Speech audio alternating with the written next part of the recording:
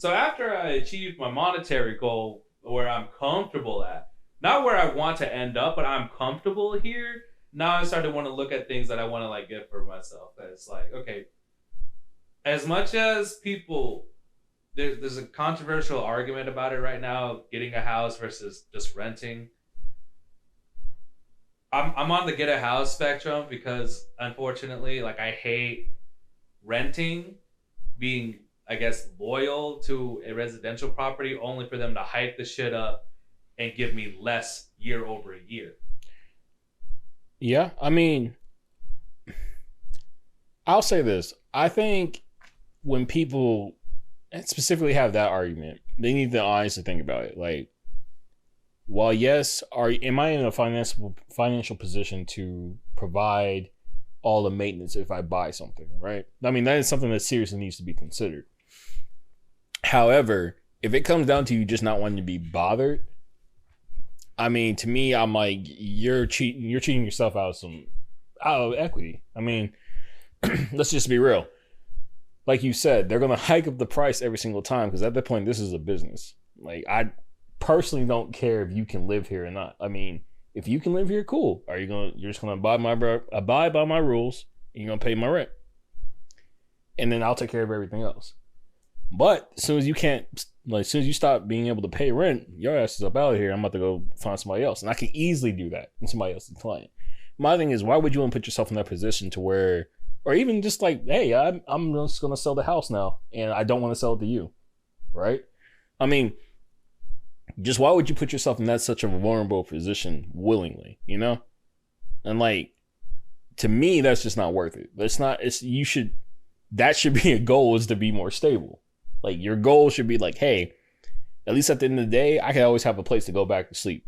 I always have a place to go back and chill. I have a place to go back and be loved, so on and so forth. That should be a goal always. Like, it's security. That being said, I mean, I can understand why some people are just like, if they monetarily cannot afford to be somewhere, like, oh, I got to rent until this. I mean, cool. I mean, you're being responsible because at the end of the day, you know your goal is to eventually own something. And a lot of the aversion is the maintenance of a house. But think about it, like the maintenance guy for your apartment shows up, does a quick fix, doesn't ever fully fix anything. It's always a quick fix so that they can come in and take care of it again. Not just that, but that shit is cheap as fuck too, and it's about to like break on you the next time it's there. Like, I can't even tell you how many times. Like, oh my goodness. Like, so quick story. Me and my wife, right? First day we moved into our apartment. I'm not gonna say the apartment name just in case they listen and somehow I get sued for slander or whatever.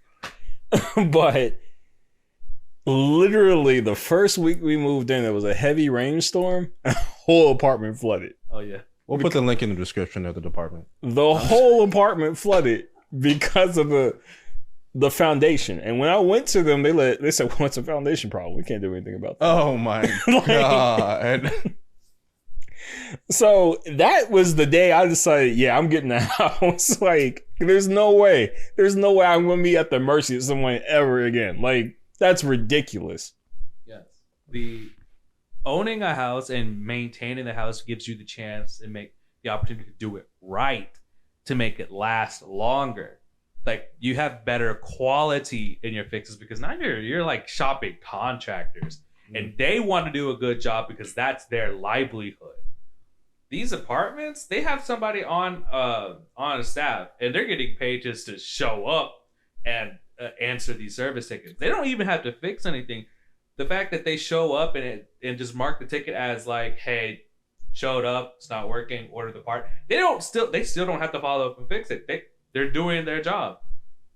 And it's whoever the apartment complex can afford, which they're cheap. So yeah. And let me give you a little insight. So I design apartments. Like, that's actually what I do.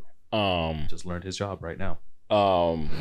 It's not his, well, not just apartments. I design buildings in general. No, I just never knew what they were. Well, not like I design electrical systems in buildings in general. So I'm part of the whole construction and design phase of things.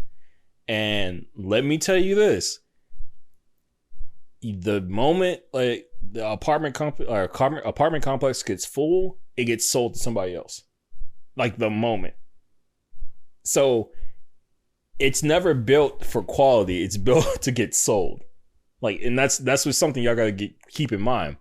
Like these developers, like, hey, we're gonna build this complex. We're gonna make it look nice. We're gonna make it look approachable. We're gonna make somebody fall in love with this, and they're gonna buy this as soon as it gets full. And then we're out, and we're going to the next one. Wow. And we can care less what's in there. Like, we can care less. If there's foundation issues, oh well. If there's cheap appliances, oh well. It's not our problem anymore. We already sold it. Yeah. And so now a long-term goal for me is to get out of the apartment and into a house. But that's a lot to achieve. And if that's my only goal in my life per se, like, I feel like that's going to get very tiring very quickly.